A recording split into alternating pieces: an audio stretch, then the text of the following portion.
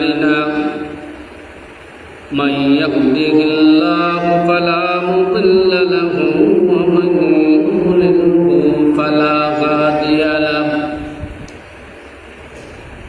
ونشهد أن لا إله إلا الله وحده لا شريك له ونشهد أن سيدنا وسندنا وحبيبنا ومولانا محمدا عبده ورسوله أرسله الله بالحق بشيرا ونذيرا وداعيا إلى الله بإذنه وسراجا وقمرا منيرا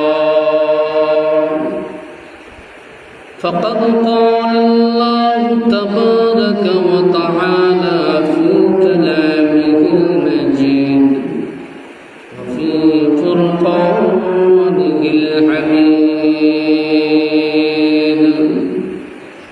أعوذ بالله من الشيطان الرجيم بسم الله الرحمن الرحيم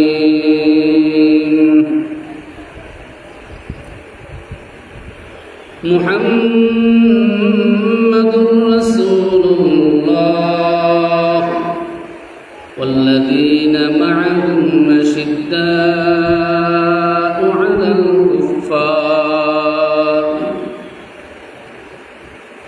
رحماء بينهم تراهم ركعا سجدا يبتغون فضلا من الله ورضوانا سيماهم في وجوههم من أثر السجود ذلك مثلهم في التوراة ومثلهم في الإنجيل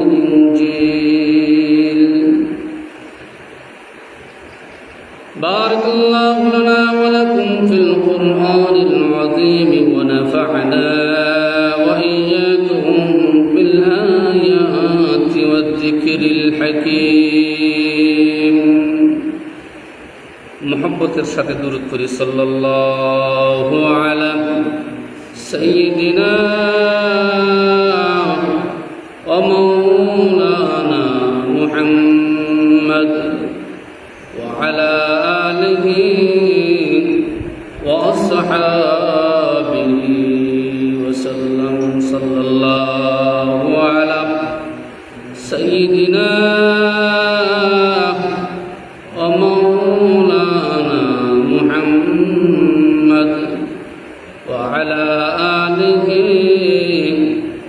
ওয়া আসহাবিহি ওয়া বারাকা ওয়া সাল্লাম সাল্লাল্লাহু আলা সাইয়্যিদিনা ওয়া মাওলানা মুহাম্মদ ওয়া আলা আলিহি ওয়া আসহাবিহি ওয়া বারাকা ওয়া সাল্লাম লা ইলাহা ইল্লাল্লাহ মুহাম্মাদুর রাসূলুল্লাহ লা ইলাহা ইল্লাল্লাহ মুহাম্মাদুর রাসূলুল্লাহ সাল্লাল্লাহু আলাইহি ওয়াসাল্লাম। উপস্থিত শ্রদ্ধাভাজন আমার সম্মানিত বাবার বয়সী মুরব্বিয়ানে কেরাম, সমবয়সী প্রাণপ্রিয় যুবক ভাই বৃন্দ, এলাকার সর্বস্তরের মুসলমান, বাড়িতে অবস্থানরত আমার সম্মানিতা মা এবং বোন, মহান আল্লাহ পাকের আলিশান দরবারে কালিমাতুশ শুকুর আদায় করছি যে মহান আল্লাহ তাআলা আমাদেরকে আজকে পবিত্র জুমার দিনে জুমা নামাজকে সামনে রেখে কোরআন ও হাদিসের আলোকে আলোচনা শ্রবণ করার মতন যে তৌফিকটুকু আমাদেরকে দিয়েছেন, সেজন্যে আমরা প্রত্যেকে প্রাণ খুলে শুকরিয়া জ্ঞাপন করি। সকলে বলি আলহামদুলিল্লাহ। প্রিয় হাজিরিন, আল্লাহ পাক অত্যন্ত দয়াবান, অত্যন্ত মেহেরবান। উনি অত্যন্ত দয়া এবং মায়া করেন, আমাদেরকে ঈমানের মতন দান করেছেন, ঠিক না বেঠিক? আল্লাহ ইচ্ছা করলে আমাদেরকে কোনো কাফের বেঈমানের গরু জন্ম দিতে পারতেন। আল্লাহ ইচ্ছা করলে আমাদেরকে ইহুদি নাসারার গরু জন্ম দিতে পারতেন। ইচ্ছা করলে হিন্দুদের গরু জন্ম দিতে পারতেন না? আল্লাহর ক্ষমতা নাই? কিন্তু আল্লাহ পাক কি করলেন? আমাদেরকে অত্যন্ত দয়া এবং মায়া করে মুসলমানের গড়ে জন্ম দিয়েছেন। আমাদের বাবা মুসলমান, দাদা মুসলমান, আর আমাদের পূর্বপুরুষরা মুসলমান। শুধু তাই নয়, আমাদেরকে আল্লাহ পাক ইসলামের মতন, ঈমানের মতন একটি দৌলত আল্লাহ দান করেছেন এবং আমাদেরকে খাঁটি আহলে সুন্নাত ওয়াল জামাতের অন্তর্ভুক্ত করেছেন। অনেক মুসলমান আছে যাদের ঈমান ঠিক না, যাদের আকীদা ঠিক না, আছে না? অনেক মুসলমান আছে যারা আল্লাহকে বিশ্বাস করে কিন্তু নবীরে বিশ্বাস করে না। ওরা নামদারি মুসলমান। অনেক মানুষ আছে আল্লাহকেও বিশ্বাস করে, নবীকেও বিশ্বাস করে, কিন্তু কোরআন হাদিসের মধ্যে কিছু ভুল ভ্রান্তিও ধরে। আসেনি? অনেক মানুষেরা আছে এমন যারা আল্লাহকে বিশ্বাস করে, নবীকে বিশ্বাস করে, হাদিসও বিশ্বাস করে, কোরআন বিশ্বাস করে, কিন্তু সাহাবায়ে কেরামদের সাথে তাদের বড় সমস্যা। সাহাবাদের সম্পর্কে তাদের অত্যন্ত বিদ্বেষ, রাগ। সাহাবায়ে কেরামের কোথায় দোষ, এই দোষগুলারে বর্ণনা করে আমাদের দেশে। দেখেন, আমাদের মতনের গায়ে পাঞ্জাবি লাগাইছে, মুখে টুপি, মাথায় টুপি দিছে, মুখে দাড়ি লাগাইছে, নামাজও আসা যাওয়া করে, কিন্তু ওরা সাহাবায়ে কেরামের দোষ বর্ণনা করে। সাহাবায়ে কেরামের কি বর্ণনা করে? দোষ, ত্রুটি, বিচ্যুতি বর্ণনা করে। ওদেরকে আকীদার কিতাবে যেভাবে বলা হয়েছে, ওরা মিআরে হক, সত্যের মাপকাঠি, এই সত্যের মাপকাঠি তারা মানতে পারে না। সাহাবায়ে কেরামদেরকে সত্যের মাপকাঠি তারা মানতে রাজি না, মানে না। নবীদেরকে মাসুম তারা মানে না, ইসমতে আম্বিয়া তারা মানে না। ওদের আকীদা নবীরাও গুনাহ করেছেন, ভুল করেছেন, নাউজুবিল্লাহ বলে। নবীদেরকেও তারা গুনাহগার সাব্যস্ত করে। তাহলে দেখেন, ওরা খাঁটি মুমিন মুসলমান হয় নাই। আমাদেরকে যে আল্লাহ আহলে সুন্নাত ওয়াল জামাতের অন্তর্ভুক্ত করেছেন, আমরা নবীদেরকে মাসুম মানি এবং এটাই আমাদের ঈমান। নবীরা মাসুম, এটা আমাদের ঈমান। সাহাবায়ে কেরাম রাদিয়াল্লাহু তাআলা আনহুম, ওরা যে সত্যের মাপকাঠি, সমস্ত সাহাবায়ে কেরাম সমস্ত সাহাবাই কেরাম সত্যের মাপকাঠি, এটাই আমাদের ঈমান। কারণ এদের কাছ থেকে আমরা ঈমান শিক্ষা করেছি, ইসলাম শিক্ষা করেছি। ওরা শিক্ষা গ্রহণ করেছেন নবীর কাছ থেকে, আর আমরা শিক্ষা করেছি সাহাবাই কেরামের কাছ থেকে।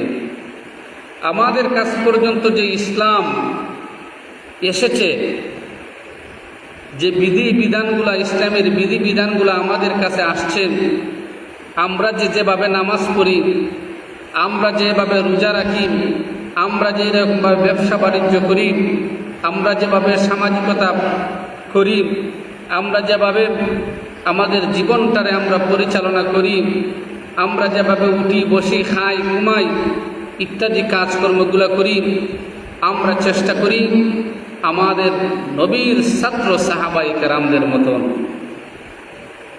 ওরা যেভাবে করেছেন, নবীজি যেভাবে তাদেরকে শিক্ষা দিয়েছেন, আর ওরা যেভাবে করেছেন আমরা সেভাবেই আমরা করতে চাই এবং করি।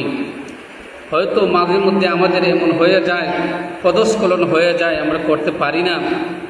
তাই বলে আমরা সাহাবাই কেরামদেরকে আমরা কখনো দোষারোপ করতে পারি না।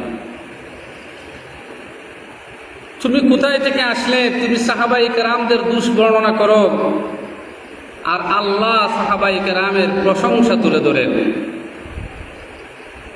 তাহলে তুমি একজন মানুষ হইয়া তোমার ঠিক মতো দাঁড়িয়ে নাই ভালো করে, এক ওয়াক্ত নামাজ পড়লে পরে তোমার 5 ওয়াক্ত নামাজ নাই, একখানা সত্য কথা বললে পরে আর একখানা সত্য কথা নাই, তোমার ভিতরে কতটুকু ইসলামী আছে, তুমি সাহাবাই কেরামকে নিয়ে সমালোচনা তুমি করো। অথচ আল্লাহ পাক সাহাবাই কেরামের প্রশংসা তুলে ধরেছেন, পবিত্র কোরআনের জায়গায় জায়গায় প্রশংসা করেছেন। আল্লাহ তাআলা কখনো কখনো এদেরকে বলেছেন উলাইকা হুমুর রাশিদুন। আল্লাহ বলেছেন এরাই সকলের পথ প্রদর্শক। তা আমাদের পথ প্রদর্শক আল্লাহ নিদর্শন আল্লাহ সাব্যস্ত করেছেন সাহাবাই কেরামদেরকে। আল্লাহ কখনো এদের প্রশংসা করেছেন উলাইকা হুমুল মুফলিহুন, এরা সফল কাম জাতি। এরা কি জাতি? সফল কাম, এরা সফলতা অর্জন করছে। আল্লাহ কখনো বলেছেন রাদিয়াল্লাহু তাআলা আনহুম ওয়া রাদু আন, রাদিয়াল্লাহু আনহুম ওয়া রাদু আন। আল্লাহ বলেছেন যে আল্লাহ এদের উপর সন্তুষ্ট আর এরাও আল্লাহর উপর সন্তুষ্ট।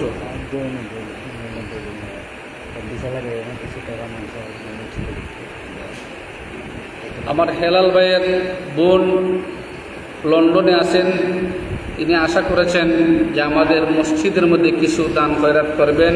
উনি ভিসা লাগাইতেছেন, আল্লাহ পাকে যেন ওনাকে সুন্দরভাবে সঠিকভাবে ভিসা লাগানোর ব্যবস্থা যেন করে দিন, সব কিছু কাজগুলো যেন ওনার অনুকূলে এনে দিন।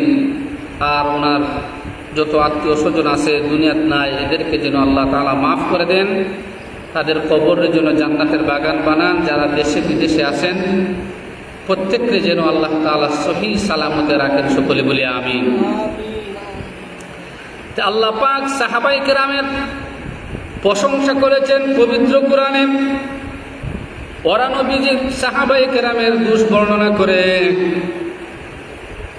ওরা নবীজির সাহাবাই কেরামের তারা একটার পর আরেকটা দোষ খুঁজে খুঁজে বাড়ায়, তারা বেড়াইতে থাকে। ওরা বলেন সাহাবাই কেরামি এই দোষ করেছেন, সেই দোষ করেছেন। অথচ আল্লাহ বলেন আমিনু কামা আমানান নাস, তোমার ইমানের মাপকাঠি হবে সাহাবাই কেরামের ইমানের মতন যদি হয়। এদের ইমানের মতন ইমান যদি না হয়, তোমার ইমানটা গ্রহণযোগ্য হবে না। আল্লাহ বলেন তোমার ইমান রে মাফো সাহাবাই কেরামের ইমানের মাধ্যমে। তোমার লেনদেন, উঠা বসার চলাফেরা, তোমার সব কিছুকে সাহাবাই কেরামের চলাফেরা আচার ব্যবহারের ক্ষেত্রে তুমি মাপ দাও। যদি তাদের মতন যদি হয় তাহলে তোমার এই চলাফেরাটা সঠিক হবে, আল্লাহ তাআলার গ্রহণযোগ্য চলাফেরা হবে।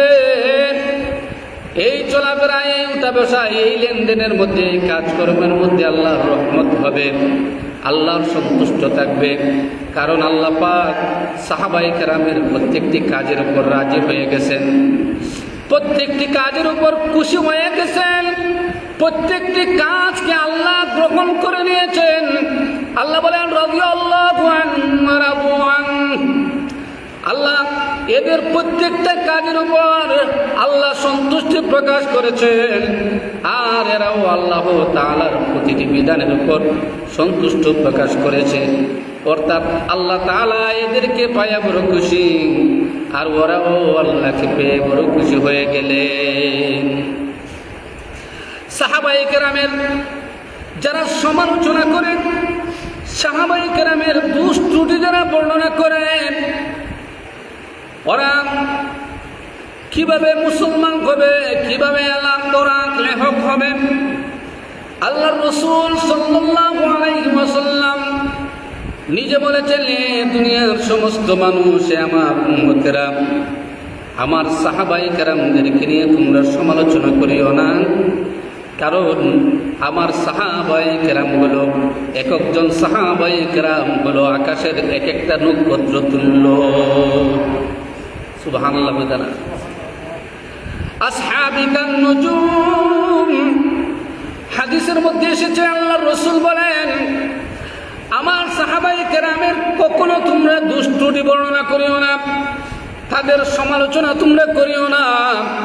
আমি মুহাম্মদুর রাসূলুল্লাহ আমার সাহাবায়ে কেরামের দোষ ত্রুটি, আমার সাহাবায়ে কেরামের আমি সমালোচনা করি না, আমি পছন্দ করি না। আমি বলেছি আমার সাহাবায়ে কেরাম, প্রত্যেক সাহাবায়ে কেরাম আসহাবিকান নুজুম, আমার সাহাবায়ে কেরাম আকাশের যে নক্ষত্র আছে ওই নক্ষত্র সমতুল্য। সুতরাং এবার বলেন, যারা সাহাবায়ে কেরামের সমালোচনা করবে, সাহাবায়ে কেরামকে গালি দিবে, সাহাবায়ে কেরামের দোষ বর্ণনা করবে, ত্রুটি বিচ্যুতি বর্ণনা করবে, তালাশ করে করে সাহাবায়ে কেরামের দোষগুলা বাহির করবে, সমাজে প্রকাশ করবে, সাহাবায়ে কেরামের মান সম্মান ইজ্জত এর মর্যাদাকে ক্ষুণ্ণ করতে চাইবে, বিভিন্ন পর্যায়ে বিভিন্ন কথাবার্তার মাধ্যমে সাহাবায়ে কেরামের মর্যাদার হানি করবে। এরা কি সঠিক মুসলমান হইতে পারে? এরা সঠিক মুসলমান হইতে পারে না, এরা কখনো সঠিক মুসলমান হইতে পারে না। কারণ সাহাবায়ে কেরামের দোষ বর্ণনা করেছিল কাফির কুফারেরা। একবার আল্লাহর নবী সাল্লাল্লাহু আলাইহি ওয়াসাল্লাম ইসলামের দাওয়াত দিবেন, দাওয়াত যখন দিতে যাবেন, এমতো অবস্থায় ওই কাফির কুফারেরা ডাক দিয়ে বলল, ওগো নবীজি, আপনি যদি আমাদের সাথে যদি কথা বলতে হয়, আপনি যদি আমাদের সাথে যদি সাক্ষাৎ করতে হয়, আপনি যদি আমাদের সাথে বৈঠক করতে যদি হয়, তাহলে শর্ত হইল আপনার যে ওই যে সাহাবায়ে কেরামরা যারা আছেন, ওই এতিম গরিব অনাথ, এই যে নিঃস্ব সাহাবায়ে কেরামরা আছেন, সাথী বর্গরা আছেন, ওরা যেন আমাদের মজলিসের মধ্যে যেন আসে না। ওরা যদি মজলিসের মধ্যে আসা যাওয়া যদি করে, আমরা আপনার সাথে আমরা বসবো না। এই আবু জাহেল বা সাহেবরা এই কথা বলে দিল। আরবের বড় বড় কাফেররা এই ঘোষণা দিল। এই ঘোষণা দিলে মতো অবস্থায় আল্লাহর নবীর একজন সাহাবী, অন্য সাহাবী উনি ডাকতে বলেন, ওগো নবীজি, আমি একটা মাসালার জন্য আপনার কাছে আবদার করতে চাই। বারবার তিনি ডাক শুরু করলেন। আর ওইদিকে আল্লাহর নবী সাল্লাল্লাহু আলাইহি ওয়াসাল্লাম কাফিরদের মক্কার নেতৃস্থানীয় মানুষদের সাথে তিনি বৈঠকে বসেছেন, বৈঠক করতেছেন। আল্লাহর নবী তিনি বললেন, উম্মে মাকতুম, আমি এদের বৈঠক থেকে শেষ করে আসি। আল্লাহ পাক রব্বুল আলামিন পবিত্র কোরআনের আয়াতগুলো নাজিল করে দিয়েছেন। অর্থাৎ আয়াতগুলো নাজিল করে বলেন, আবাসা ওয়া তাওয়াল্লা আন জাআহু জাআহুল আ'মা আল্লাহ বলেন আবাসা ওয়া তাওয়াল্লা আন জাআহুল আ'মা ওয়া মা ইউদরিকা লাআল্লাহু ইয়াযাক্কার আও ইয়াযাক্কারু ফাতানফা'হু যিকরা। আল্লাহ পবিত্র কোরআনের সূরা আবাসের কিছু আয়াত নাজিল করে দিলেন। ওগো নবীজি,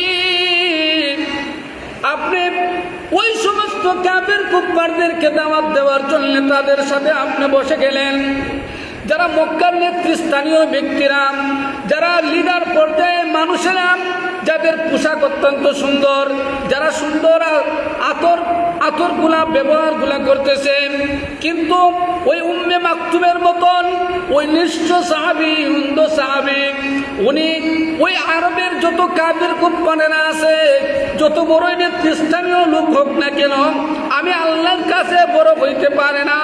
আমার কাছে সবচেয়ে দামি হইল ওই অন্ধ সাহাবী উম্মে মাকতুম, যে আন জাআহুল আ'মা, আপনার কাছে যে অন্ধ আসছে সেই অন্ধের মর্যাদা আমি আল্লাহর কাছে অনেক। সুবহানাল্লাহ বলেন। কারণ ওরা ঈমান আনবে কিনা ঠিক নাই, ওরা ঈমান আনবে কিনা ঠিক নাই যাদেরকে আপনি দাওয়াত দিচ্ছেন। অথচ এই উম্মে মাকতুম ওই অন্ধ সাহাবী ঈমান আনয়ন করিয়া তার মর্যাদারে অনেক উপরে নিয়ে গেছে, সে জান্নাতবাসী হয়ে গেছে।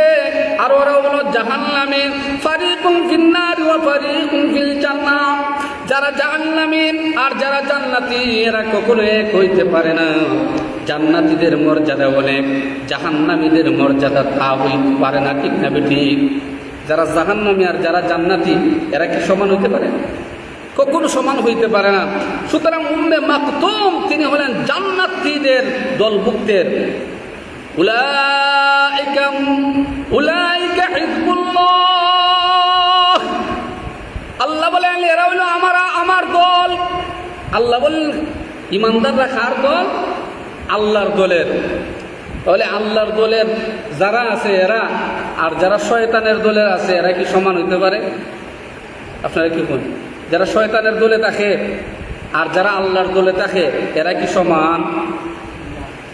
আল্লাহ বলেন উলাইকা হিজবুল্লাহ, যারা আল্লাহর দলের, যারা আল্লাহর দল হয়ে উলাইকা হিজবুল্লাহ, আল্লাহ বলেন এরা হইল আল্লাহর দলের, অর্থাৎ সাহাবায়ে কেরাম হলো আল্লাহর দলের। আলা ইন্না হিজবাল্লাহি হুমুল মুফলিহুন, জানিয়া রাখো যারা আল্লাহর দলের অন্তর্ভুক্ত হয়ে গেছে এরা হইল কামিয়াব, এরা সফল কাম। সুবহানাল্লাহ বলেন। আর শয়তানের দলের এরা যারা শয়তানের দলের অন্তর্ভুক্ত এরা হইল অত্যন্ত ক্ষতিগ্রস্ত। এরা অত্যন্ত ক্ষতিগ্রস্ত, দুনিয়াতেও তারা ক্ষতিগ্রস্ত, আখিরাতেও তারা ক্ষতিগ্রস্ত। দুনিয়ার জিন্দেগিও তাদের বরবাদ, আখিরাতের জিন্দেগিও বরবাদ। দুনিয়াতে ওরা লাঞ্ছিত হবে, অপদস্থ হবে, আখিরাতেও লাঞ্ছিত অপদস্থ হবে। হ্যাঁ আমার প্রিয় ভাইয়েরা, যারা সাহাবায়ে কেরামের সমালোচনা করেন, যারা সাহাবায়ে কেরামের দুষ্টুটি বর্ণনা করেন, ওরা আর যারা সাহাবায়ে কেরামের প্রশংসা তুলে ধরে ওরা কি সমান হইতে পারে? কখনো সমান হইতে পারে না। এটা বল, যারা নবীর সাহাবায়ে কেরামের দুষ্বর্ণনা করে আর যারা নবীর সাহাবায়ে কেরামের প্রশংসা তুলে ধরে মানুষের কাছে, এই দুই দল কি সমান হইব? কখনো সমান হবে না। কারণ সাহাবীদের সমালোচক এরা হলো ইসলাম এবং মুসলমান সাহাবায়ে কেরামের দুশমন, নবীর তরিকার উল্টাওয়ালা মানুষ, নবীর দলের নয়। আর যারা সাহাবায়ে কেরামের প্রশংসা করে, সাহাবায়ে কেরামের মর্যাদারে বাড়াইয়া দেয়, এরা হইল নবীর দলের মানুষ। আল্লাহ নিজেই সাহাবায়ে কেরামের প্রশংসা আল্লাহ তুলে ধরেছেন। সূরা ফাতাহের শেষের দিকে আল্লাহ বলেন, মুহাম্মাদুর রাসূলুল্লাহ ওয়াল্লাযীনা মা'আহু আশিদ্দাউ আলাল কুফফার রুহামাউ বাইনাহুম। আল্লাহ সাহাবায়ে কেরামের কিছু গুণ এই আয়াতগুলোতে বর্ণনা করছেন, যে সাহাবায়ে কেরামকে আপনি চিনেন কিনা দেখেন। সাহাবায়ে কেরাম কারা? আনহার ভাইয়ের জন্য দোয়া চেয়েছেন, আল্লাহ তাআলা যেন ওনাকে সহি সালামতে রাখেন, ওনার প্রবাসী জিন্দিগি যেন সুন্দর করে দেন। সকলে বলে আমিন। আমাদের গ্রামের বিশিষ্ট মুরব্বী এবং অত্র অঞ্চলের প্রাণপ্রিয় একজন ব্যক্তিত্ব মেম্বার সাহেব, উনি অসুস্থ, ওনার মাতুসপুত্র, ওনার জন্য এবং ওনাদের পরিবারের সকল জিন্দা মুর্দা দেশে বিদেশের সকলের জন্য দোয়া চেয়েছেন। আল্লাহ পাক যেন আমাদের মেম্বার সাহেবের হায়াতে বরকত দান করেন এবং সুস্থতার জিন্দিগি যেন আল্লাহ দান করেন এবং ওনাদের পরিবারের যত মুরব্বিয়ানে কেরাম পূর্বপুরুষরা দুনিয়ার থেকে বিদায় নিয়েছেন ওনাদেরকে আল্লাহ তাআলা যেন বরিক রহমত করেন। আর যারা দেশে বিদেশে জীবিত আছেন আল্লাহ তাআলা যেন নেক হায়াত তৈয়বা দান করেন, সুস্থতার জিন্দিগি দান করেন। সকলে বলি আমিন। তা আল্লাহ তাআলা এই সূরা ফাতহের মধ্যে কয়েকটা গুণ সাহাবায়ে কেরামের বর্ণনা করছেন। আমরা সাহাবায়ে কেরামের গুণ বর্ণনায় থাকবো না দুষ বর্ণনায় থাকবো? কিন্তু নবীজির সাহাবায়ে কেরামের গুণ বর্ণনা করব না দুষ ত্রুটি বর্ণনা করব? কথা বুঝছেন না? এরার প্রশংসা করব না এরার কুৎসা রটনা করব? আমরা প্রশংসা বর্ণনা করব, কারণ আল্লাহ নিজেই প্রশংসা করেন। নবীজিরে সিনান, নবীজিরে সিনাইয়ে দিচ্ছেন যে সাহাবা কারা। আল্লাহ তাআলা নবীকে বলেন, নবী গো আপনার সাথে যে যারা আছে এরা কারা দেখেন।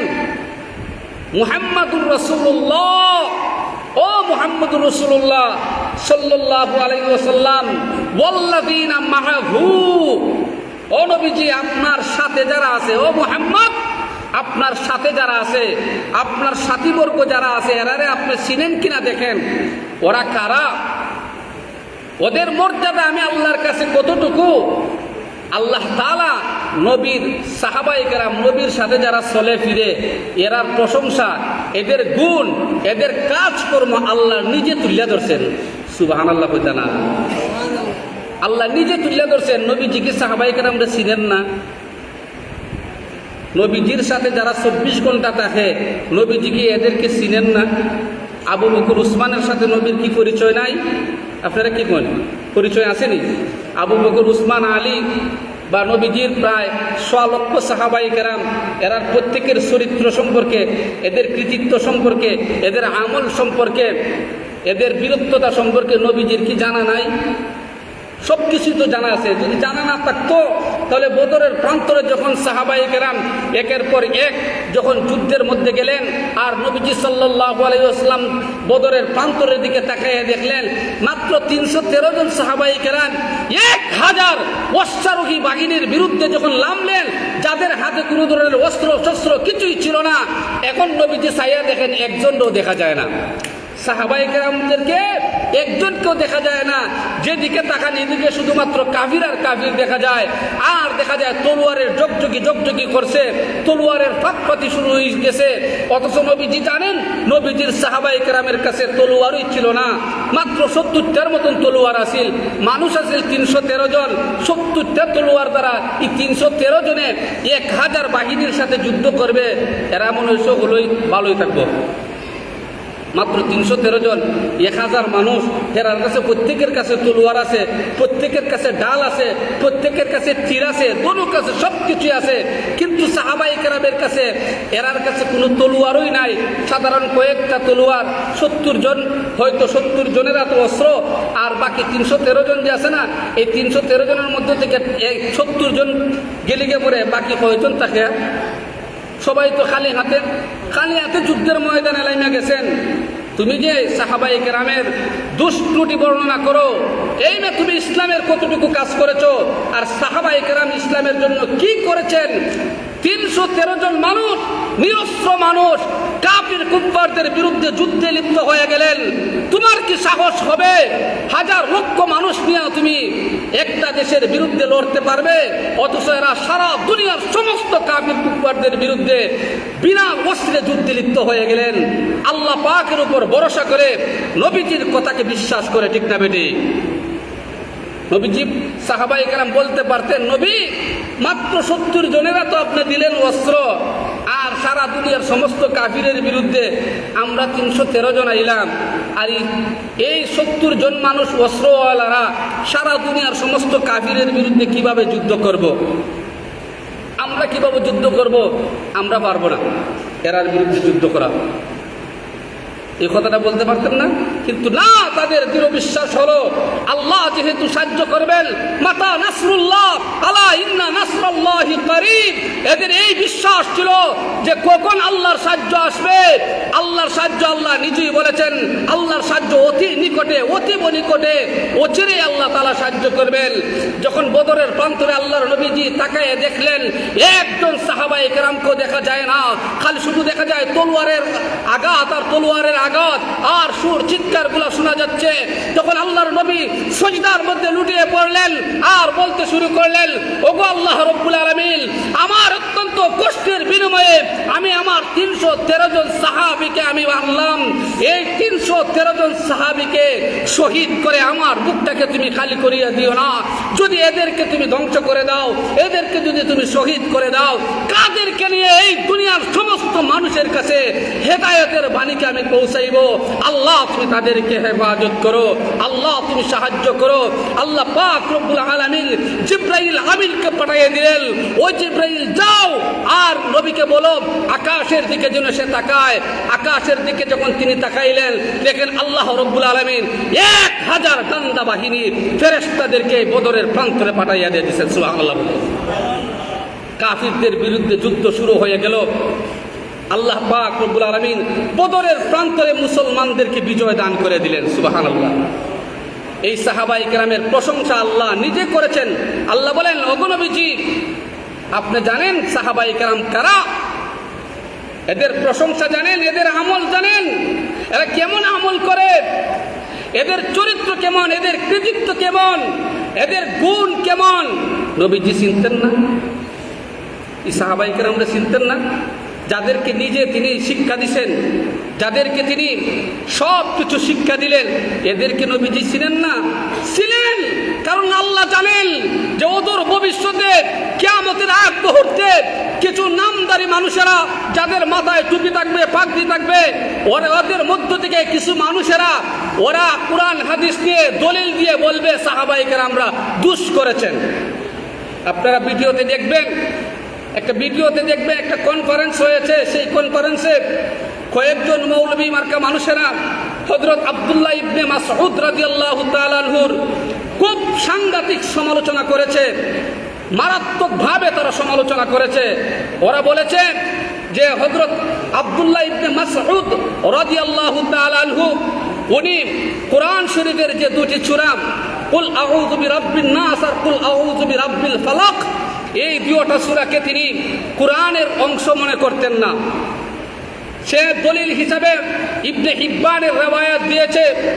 আমরা বলি ইবনে হিব্বানের মধ্যে যেই হাদিসটা তুমি বলেছ, সেই হাদিসটার সনদ দুর্বল, সেই হাদিসটার মতন দুর্বল, সেই হাদিসটা সম্পর্কে মুহাদ্দিসিনে কেরামেরা বিভিন্ন ধরনের কথাবার্তা বলেছেন।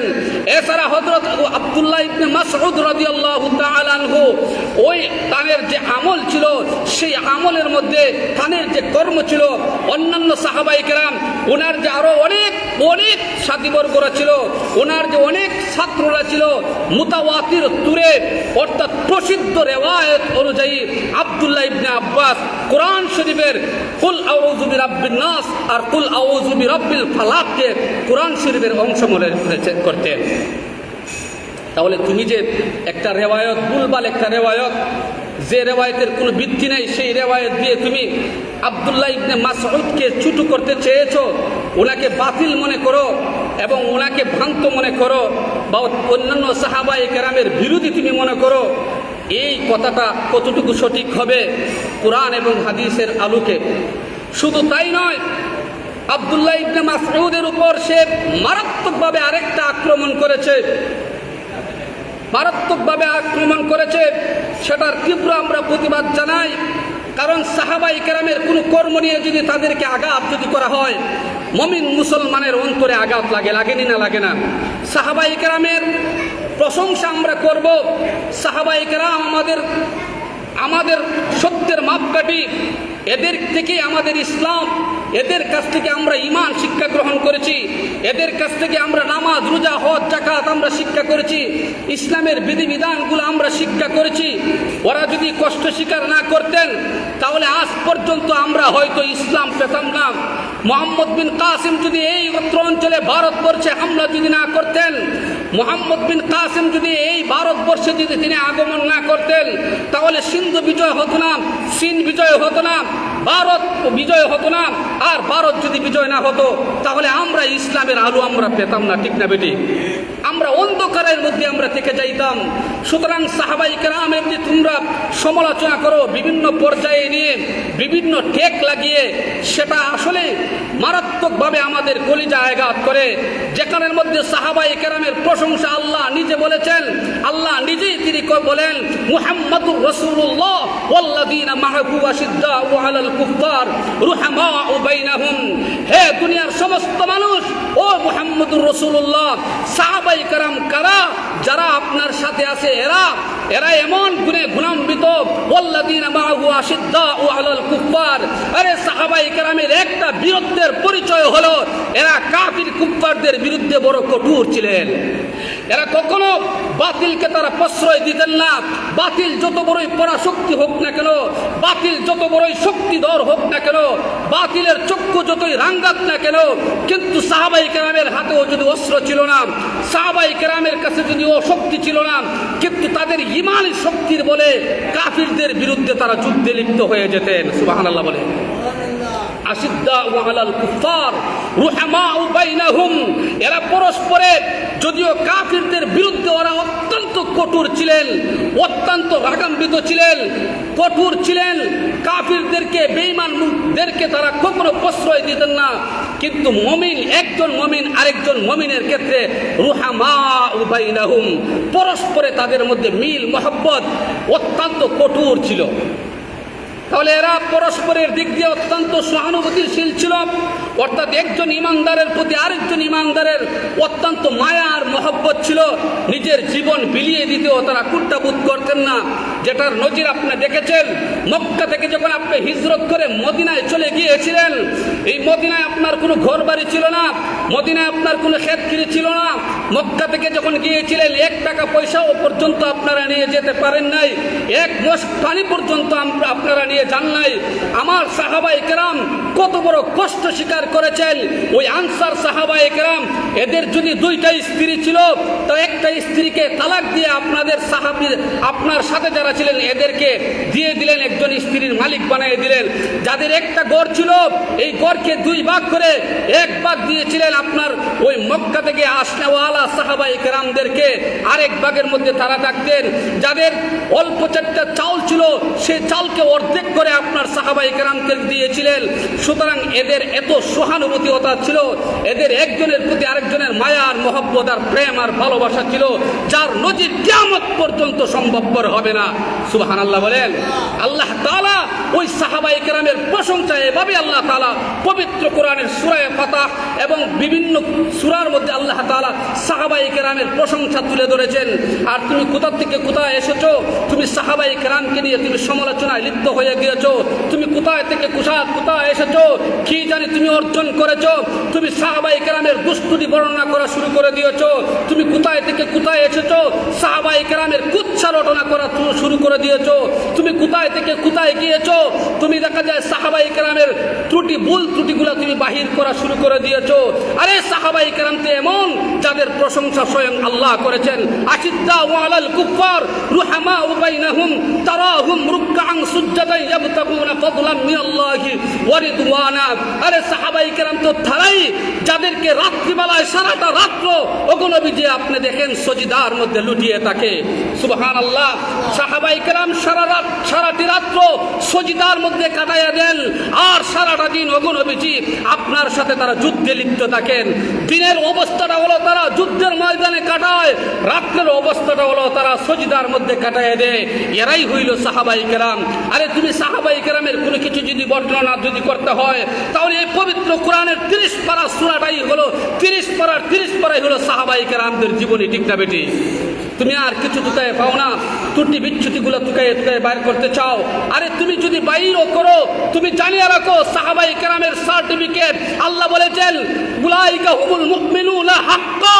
রাসূল আল্লাহ পাক বলেন যে এরা হইল খাঁটি মুমিন, এরা হলো স্পেশাল মুমিন। তোমার ঈমান যদি তুমি যাচাই করতে হয় সাহাবীদের ঈমানের সাথে নিয়ে যাও, যদি দেখো তোমার ঈমান তাদের ঈমানের সাথে যদি মিলে, সামঞ্জস্যপূর্ণ যদি হয়, তাহলে বোঝা যাবে তুমি মুমিন। আর যদি তোমার ঈমান, যদি তোমার আমল, যদি তোমার আখলাক, যদি তোমার চরিত্র, যদি তোমার কৃতিত্ব, যদি তোমার রাজনৈতিক জীবন, তোমার পারিবারিক জীবন, অর্থনৈতিক জীবন, সামাজিক জীবন, যত ধরনের জীবন আছে সব কিছু যদি সাহাবায়ে কেরামের কোনো একটা অংশের সাথে যদি না মিলে, তাহলে বোঝা যাবে তুমি মুমিন নামে কলঙ্ক, তুমি মুনাফিক ছাড়া আর কিছু নয়, ঠিক না বেটি?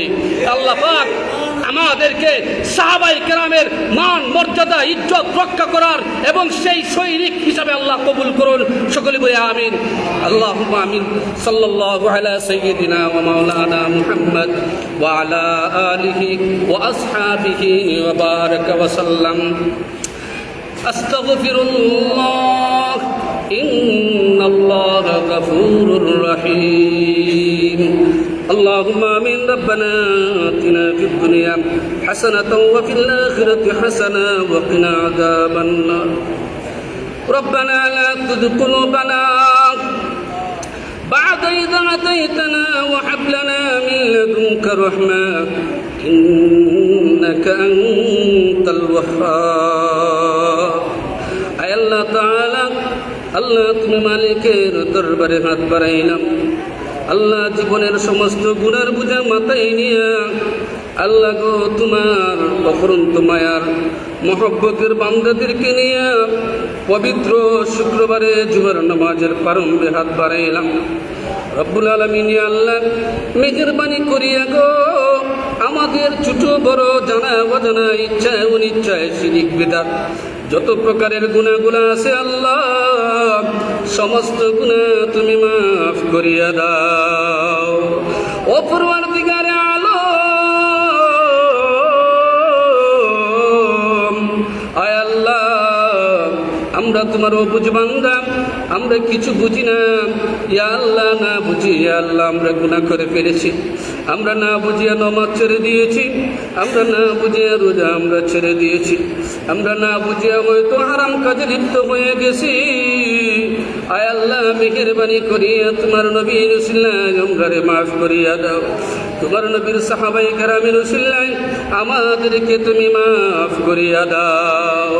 ও পরওয়ারদিগারে আলম গো আল্লাহ তোমার অনেক মায়ার বান্দার আল্লাহ তো চেয়েছে। আল্লাহ বিদেশ বাড়ির মধ্যে তোমার একজন মায়ার বান্দি বড় আশা ভরসা করিয়া আল্লাহ আমাদের কাছে দোয়া চাইছেন। আল্লাহ উনার নেক বাসনাগুলারে পুরা করিয়া দাও। আল্লাহ তাআলা রব্বুল আলামিন আল্লাহ তোমার মায়ার বান্দা ইয়া আল্লাহ ওর চাচা সহ ওর দাদা দাদি নানা নানি সহ সকল আত্মীয় স্বজনের জন্য দোয়া চাইছে। অমেঘেরবান ও দয়াবান আল্লাহ আল্লাহ মেহেরবানি করিয়া তাদের নেক উদ্দেশ্যগুলারে তুমি হাসিল করিয়া দাও। আয় আল্লাহ তাআলা তোমার আরেকজন মায়ার বান্দা গো ইয়া আল্লাহ ওনাদের আত্মীয় স্বজনের জন্য দোয়া চাইছে। রব্বুল আলামিন গো আল্লাহ তাদের নেক বাসনারে তুমি হাসিল করিয়া দাও। আল্লাহ আমরারে মক্কা মদিনা জিয়ারত করার তুমি তৌফিক দাও। আয় আল্লাহ আমাদের এই মসজিদের অনেক কাজগুলো বাকি আছে, মেহেরবানি করিয়া দয়া করিয়া মায়া করিয়া আল্লাহ আমাদের এই মসজিদের অসম্পূর্ণ কাজগুলো সম্পূর্ণ হওয়ার এবং করিয়া দেওয়ার মতন ব্যবস্থা তুমি আল্লাহ করিয়া দেও। আল্লাহ এই গ্রামের অনেক দেশি বিদেশি ভাইয়েরা আছেন আল্লাহ আল্লাহ তাদের প্রবাসী জিন্দিগির আল্লাহ তুমি সফল করিয়া দিও। আল্লাহ আল্লাহ দেশে যারা আছেন যত প্রকারের রোগ বালা মুসিবতগুলো আছে আল্লাহ হামলা মামলা মুকদ্দমা ইয়া আল্লাহ জেল জুলুম নির্যাতন নিপীড়ন সহ যাবতীয় পাপাচার কাছ থেকে আল্লাহ তুমি আমরার পরিবার বর্গ আমরার মুসল্লিয়ানে কেরাম আমাদের বাচ্চা কাচ্চা আমাদের আত্মীয় স্বজন আমাদের ছাত্র শিক্ষক সবাই রে হেফাজত ফরমাও।